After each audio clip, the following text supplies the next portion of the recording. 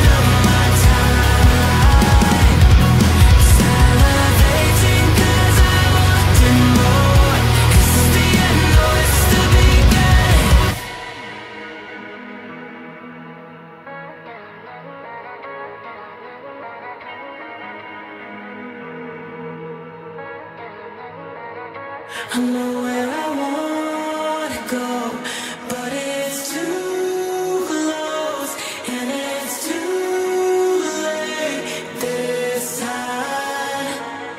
I know where I wanna go, but it's too close and it's too late this time.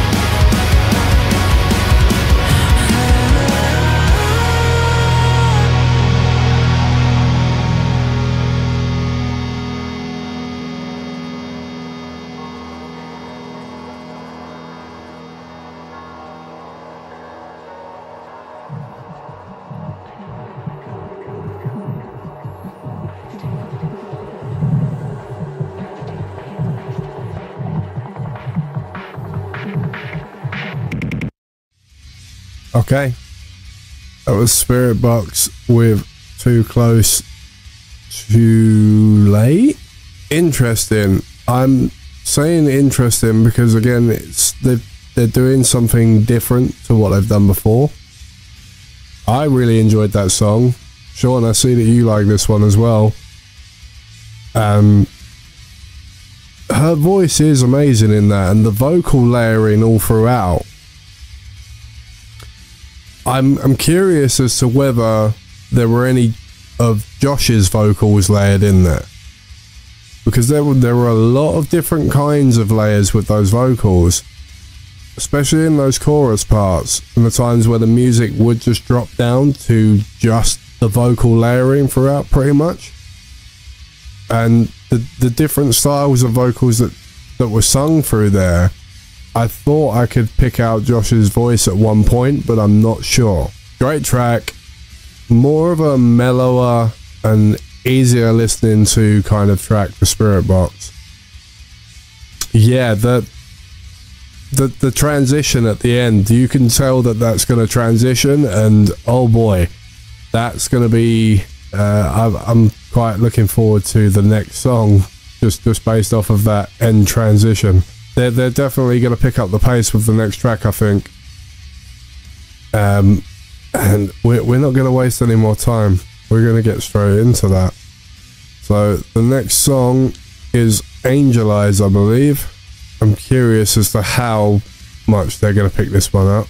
Heavy Spiritbox is the thing. Cellar Door kind of blew me out of the water. So if this is heavy, this could be a nice treat. Let's find out.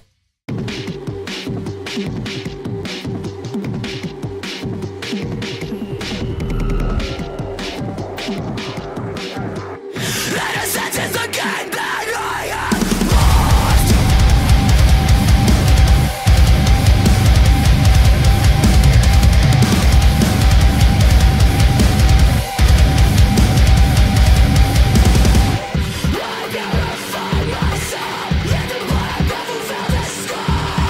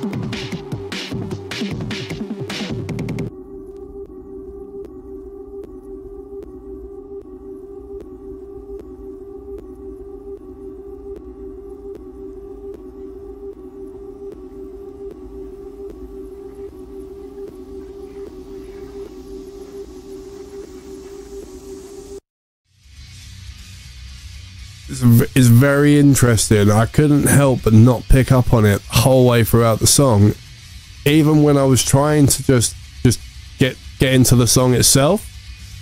The comparisons were just so much. It's a nice song. I like it. It's heavy. Again, they did pick up the pace. But yeah, odd that they didn't put the lows in, but maybe that's because they did in Holy Roller. So yeah, I can't help but think of it at the minute as more than a reimagined version of that song. But I definitely want to play the two, compare a little bit more, and then maybe pick up some more points about that. But yeah, it went. I'll say that. But just, yeah, drawing the comparisons all throughout that song, I couldn't help myself. Also, I like the fact that, like, I like it when there's almost these dark kind of twists in music and in like the guitar lines and stuff like that. So I noticed at one point, I can't remember, I think it might have been through the verses, where the guitar line just changes up to like a lower string, for example. It just makes it sound all the more dark. Yeah, it did. It went full for a minute. Yeah, key change. Yeah, the key change in there. It does. It really does do its part to change the atmosphere. I like the fact that in the music videos that they've released for these songs, and they all have music videos, I believe, but they've put the transition at the end of each song. So it's a very, very clever way, just from a marketing point of view. The final song that I've got to check out from The Fear of Fear is called Ultraviolet.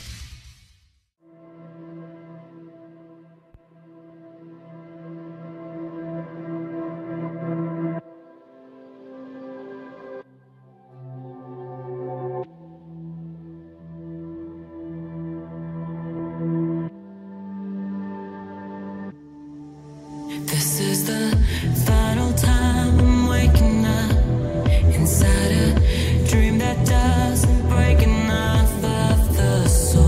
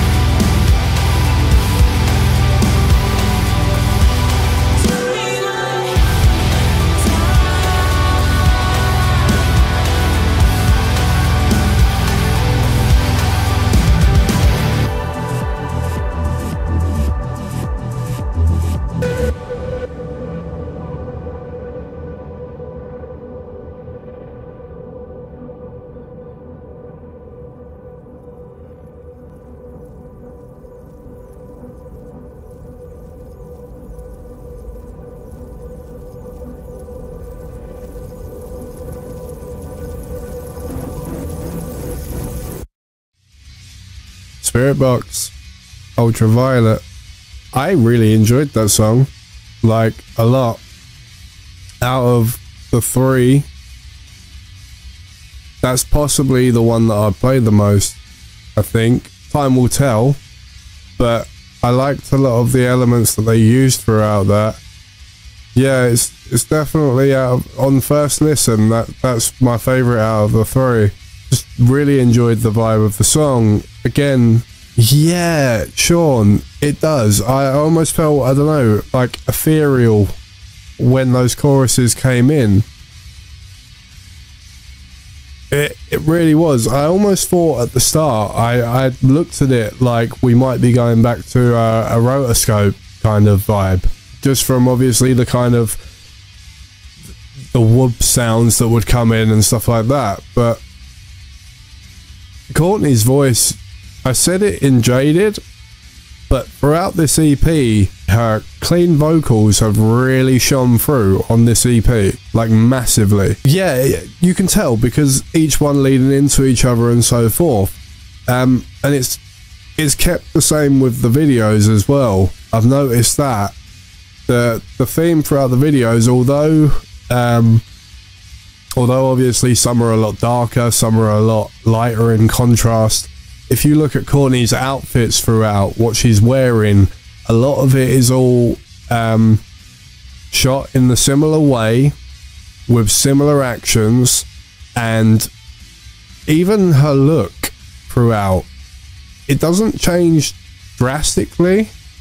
In fact, in some of these videos, you've seen how she would look in the previous video. The outfit in the first video that we checked out for Too Close Too Late, I believe she was wearing a kind of silver outfit that almost resembled the outfit she wore in Cellar Door. I could be wrong, I need to check that for sure, but it does resemble that. So you're seeing a lot of contrast throughout this EP too. To think back to when they released The Void and what we got with that song, to Jaded and how they then released Cellar Door. Cellar Door, I think, was a big surprise to people. It's kind of like what they did was they opened with the similar vibe that they had on the Rotoscope EP with The Void, and people thought they were going to go down that route with this. Yeah, see, in track order, it's just before this, I could see where that would make sense in order of tracks on the EP, but what I'm saying is that when they released The Void, it was the first single that they released from this EP, and people thought they were really going to delve into that kind of sound a lot more and move away from the heavier sound, and they haven't. I think it was quite a surprise to people after Jaded when Cellar Door came out, and just like no cleans, nothing, and that song is just absolutely brutal. Probably the heaviest and darkest Spiritbox song I've ever heard. But man, all throughout this EP, again, like you said, it would link up, it would all become almost like one track, especially with the way they've transitioned them all together. So I'm looking forward to listening to it all together. I love Spiritbox. I think they're absolutely brilliant. Courtney and her voice is just amazing. The rest of the band, Mike on guitar, all the different, like the genty bend sounds that you get, all of the heaviness is, I look at Mike like he's doing something with a guitar that I'm not hearing a lot of other guitarists doing. Now granted, that can be taken how you want it, but I really appreciate Mike's guitar work. Josh Gilbert is a given for me. His bass work and his backing vocals, that would be something that I would like to hear a lot more on a Spiritbox record, would be more of Josh's vocals coming through, because I don't really think we've had that up until this point. That again, that depends on whether it was Josh's vocals that I could hear layered in to Too Close Too Late, but I'd like to hear him more throughout the records and see if they could actually do something where he back and forths with Courtney. I think that would be really cool. Yeah, Mike's guitar work is amazing. Zev on the drums is not to be forgotten either. Zeb's drumming, again, another thing on this track that's kind of stood out more to me as well, is the emphasis on the drum work. But they all play their part, they all do so well, and it meshes incredibly. It really does. It's a concoction for success, for starters, and just for really enjoyable music. Yeah, I mean, from the moment we saw that on the screen, that the initials for the fear of fear, it always led to that speculation. But again, I don't think people really knew where they were going to go with this record, especially after releasing The Void. But I think it's a great EP. I think it's an awesome way to do it. Yeah, I love Spiritbox. Yeah, Sean, exactly. Like, when you go back and you listen to them in I Wrestled a Bear Once, again, they must... I've thought about this a little bit since when me and my brother met them. But to be where they are now, and the kind of sound that they're producing, and Courtney's voice especially, it would be really interesting to see exactly what their thoughts are on it, and what they think of where they are now compared to what it was like back then. It's the progress that they've made is very, very spectacular. I think it's admirable. Yeah, her voice, and I know that they get this a lot and that we hear this a lot in terms of this genre of music, but a lot of people, yeah, in a short time too, a lot of people, you know, you hear some people that just say, you know, Courtney or Tatiana, and that's it in terms of female vocalists in the scene. But there are so many female vocalists, and Courtney was probably one of those that could have been in that discussion when she was in I Wrestled a Bear Once. Like now, in a sense, where people only say, you know, Courtney or Tatiana, and they're the only two female vocalists that come to mind. But there are so many awesome female vocalists, like so many. Would you call them the band of the 20s so far then? In terms of bands that have come along that I love listening to, yeah, they're right up there for me as one of those kind of bands. I look at them in the same way that I would look to a band like Bullet for My Valentine. Obviously, they were my first proper metalcore band that I fell in love with and made me fall in love with this style of music. But Spiritbox are kind of doing that for me in terms of now. You met them a long time ago when they were in I Wrestled a Bear Once. Made a beer run. Nice. That's awesome, Sean. I will say this, they are super sweet people. Like, really sweet people. We met them after the shows that they played in London. They played back-to-back shows in London. We went to both, and on the second show, when they came out, they were just so f***ing cool.